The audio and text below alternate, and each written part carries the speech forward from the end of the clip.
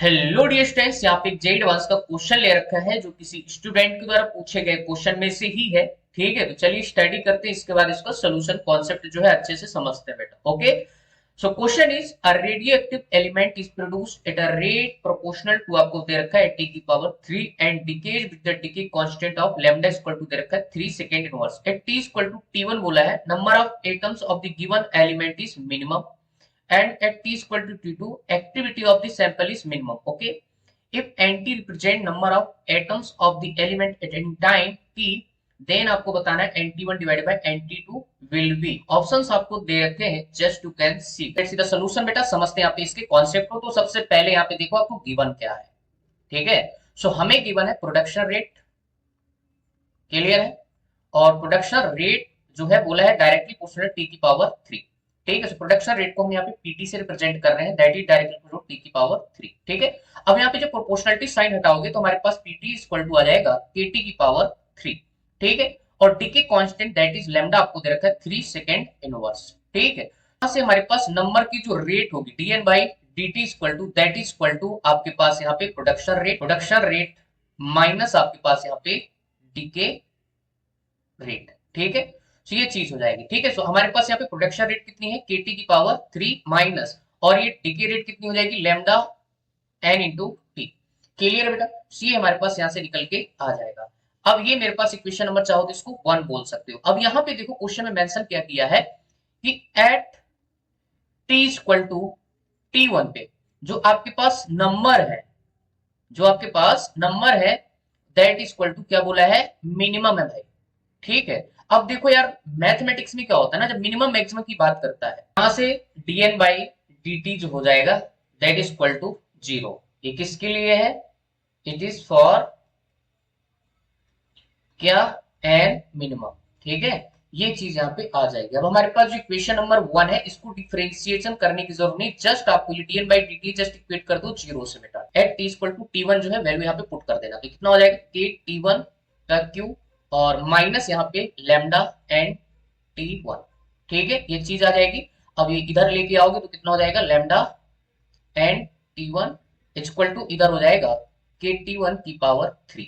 ठीक है, सो हमारे पास यहाँ पे एन t1 की जो वैल्यू हो जाएगी दैट इज इक्वल टू आपके पास के t1 की पावर 3 और डिवाइडेड बाई आपके पास लैम्डा।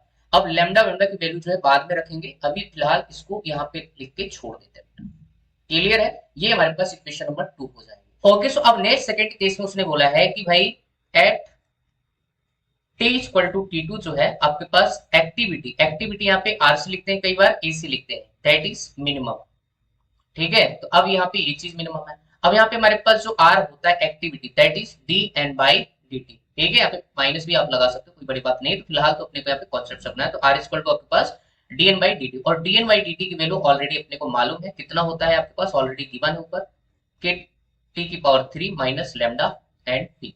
ठीक है, सो फॉर आर मिनिमम इसको अगेन आपको डिफरेंशिएट करना पड़ेगा, राइट, फिर जाके इसको जीरो के इक्वेट करना पड़ेगा, राइट। तो हम इसको डिफरेंशिएट करते हो तो हमारे पास कितना हो जाएगा D two N divided by D T square equal to आपके पास यहाँ पे 3 के टी स्क्वायर माइनस आपके पास lambda D N by D T. ठीक है, अब इसको इक्वल टू जीरो करना, उससे पहले यहाँ पे D N by D T की वैल्यू आप यहाँ से सब्स्टिट्यूट कर दो, तो 3 के टू स्क्वायर माइनस लैम्डा, और यहाँ पे आपके पास हो जाएगा के टी की power Q minus lambda and T. ठीक है, ये हो जाएगा इक्वल टू, इसको जीरो पुट कर दो, और साथ में आपको यहाँ पे T equal to T two जो है पुट कर देना। तो हमारे पास यहाँ पे हो जाएगा 3 के टी टू स्क्वायर माइनस यहाँ पे लेमडा के टी टू की पावर 3, और ये आपके पास प्लस हो जाएगा, माइनस माइनस अंदर प्लस लेमडा स्क्वायर और यहाँ पे N T two, right, equal to 0।